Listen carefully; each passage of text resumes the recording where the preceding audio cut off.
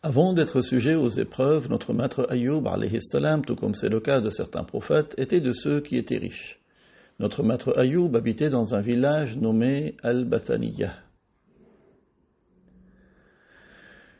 l'un des villages de la région de Hawran situé en terre du Cham, entre la ville de Damas et Al-Adri'at, en Jordanie. Allah Ta'ala avait accordé à notre maître Ayyub de vastes terres et des sols fertiles, la santé, l'argent et beaucoup d'enfants. Notre maître Ayyub alayhi salam remercie Allah pour ses bienfaits. Il était aux côtés des gens pour les consoler dans les difficultés. Il était bienfaisant, miséricordieux envers les miséreux. Il prenait en charge les orphelins et les veuves. Il choyait l'invité et entretenait les liens avec celui qui les avait coupés.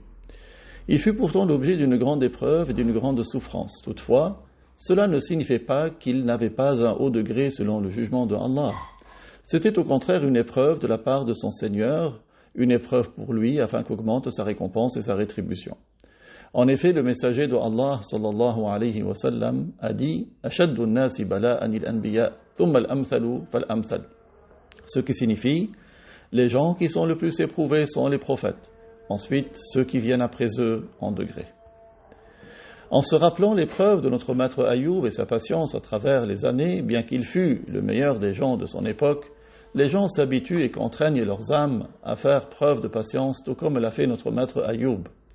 Il fut éprouvé, comme il a été dit, par les méfaits des shayatines qui s'en étaient pris à ses possessions et les avaient brûlés. Ils anéantirent ses troupeaux de chameaux, son bétail et ses esclaves, et ils dévastèrent également ses terres. Lorsque notre maître Ayyub a vu ce qui lui était arrivé, il n'a pas émis d'objection contre Allah Ta'ala, mais il a dit, alayhi salam, à Allah ce qu'il donne et à lui ce qu'il reprend. Il est celui à qui appartient toute souveraineté et à lui la louange en toute situation.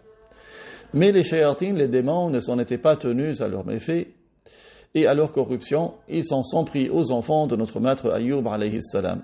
Ces enfants résidaient dans le palais de leur père et vivaient de la subsistance que Allah Ta'ala leur accordait. Le palais trembla au point que ses murs se fissurèrent et finirent par s'écrouler. Tous en moururent, aucun ne resta vivant. La nouvelle était parvenue à notre maître Ayyub, il pleura, mais il fit face à l'épreuve que par la patience. Iblis et ses aides furent emplis de haine et d'exaspération suite à ce qui s'était manifesté de la part de notre maître Ayyub alayhi salam comme patience et comme soumission à la destinée et à la prédestination de Allah. Notre maître Ayyub alayhi salam fut atteint de multiples maladies. Ces maladies furent nombreuses et graves, mais jamais au point que des vers sortaient de lui, comme le racontaient certains ignorants qui propagent cela.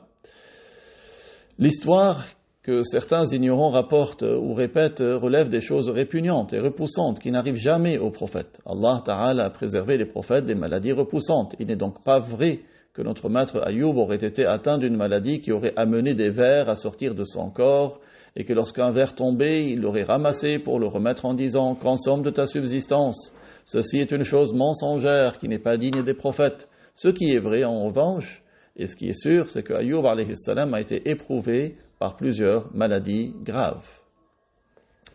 La maladie était si difficile et forte pour lui, en plus de ses épreuves, que les plus proches comme les plus éloignés l'avaient quitté.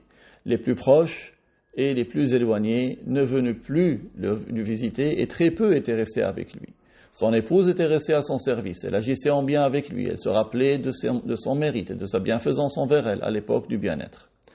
La durée de l'épreuve qui était arrivée à Ayyub alayhi salam se prolongea. 2 croyants lui rendaient visite, mais l'un des 2 avait apostasié et était devenu mécréant. Notre maître Ayyub alayhi salam avait demandé de nouvelles de celui qui avait apostasié. On lui a répondu, le shaitan lui a suggéré que Allah n'éprouve jamais les prophètes ni les vertueux et que tu n'es donc pas un prophète. Notre maître Ayyub avait été affligé par cette nouvelle qui lui avait fait mal, car cet homme était sorti de l'islam. C'est alors qu'il invoqua Allah pour qu'il le guérisse et qu'il lui enlève cette épreuve afin qu'aucun autre croyant n'apostasie en raison de la longue durée de son épreuve. Notre maître Ayyub alayhi salam demanda donc à Allah Ta'ala qu'il lui enlève et lui fasse cesser cette épreuve qu'il subissait. C'était après que se soit écoulé 18 années d'épreuve. Notre maître Ayyub alayhi salam fut durant toute cette épreuve, pendant toutes ces longues années, au nombre de ceux qui patientent, qui remercient et qui évoquent malgré la lourde épreuve. Allah révéla à Ayyub alayhi salam de frapper le sol de son pied, c'est alors que 2 sources d'eau ont jailli, il but de l'une d'elles et l'intérieur de son corps a guéri, il se lava avec l'eau de la seconde source et l'extérieur de son corps a guéri. Allah a fait disparaître de Ayyub tout ce qu'il ressentait comme nuisance, comme douleur, comme souffrance et comme maladie. Il lui a remplacé tout cela par une bonne santé extérieure et intérieure et par une beauté totale. Lorsqu'il se lava de cette eau bénie, Allah fit retrouver à la chair, aux cheveux et à la peau de Ayyub un meilleur état qu'il n'avait eu auparavant, et Allah lui accorda et fit descendre du ciel pour lui 2 pièces de vêtements de couleur blanche. Il s'en vêtit, mettant l'un des 2 autour de sa taille et le deuxième sur ses épaules. Ayyub alayhi salam retourna à pied chez lui. Comme il avait tardé pour rentrer, sa femme était sortie à sa rencontre, mais elle ne le reconnut pas puisqu'il avait retrouvé la beauté de sa jeunesse. Elle lui passa le salam et lui dit « Qu'Allah te fasse miséricorde. Est-ce que tu as vu cet homme qui est éprouvé par la maladie ?» Il lui a dit « Qui est-ce » Elle lui a dit « C'est le prophète de Allah, Ayyub. Et je n'ai jamais vu quelqu'un qui lui ressemble plus que toi lorsqu'il était en bonne santé. » Il lui répondit « C'est moi, c'est bien moi, Ayyub. » Tout comme Allah, tabaraka wa ta'ala, a rendu à notre maître Ayyub sa santé, sa beauté, sa jeunesse, il accorda également la même chose à son épouse. C'est ainsi qu'elle lui donna 27 garçons en lieu et place de ceux qui étaient morts auparavant. Un nuage vint et se déversa dans les silos dans lesquels il conservait le blé.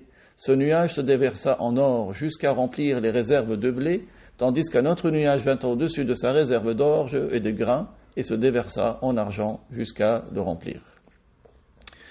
Il lui advint aussi un autre miracle. Allah Ta'ala envoya un autre nuage qui s'étendit sur toutes les fondations de sa maison, et ce nuage se déversa durant 3 nuits et 3 jours en une pluie de sauterelles d'or.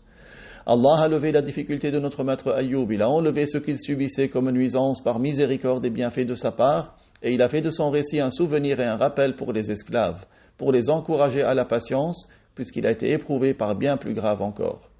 On patiente alors et on cherche les récompenses pour notre patience jusqu'à ce que Allah nous délivre de notre épreuve. Après cela, notre maître Ayyub alayhi salam a vécu 70 ans à appeler les gens à l'islam. Pourtant, à sa mort, les mécréants ont falsifié la religion et se sont mis à adorer les idoles que Allah Ta'ala nous en préserve. Et Allah Ta'ala, c'est plus que tout autre.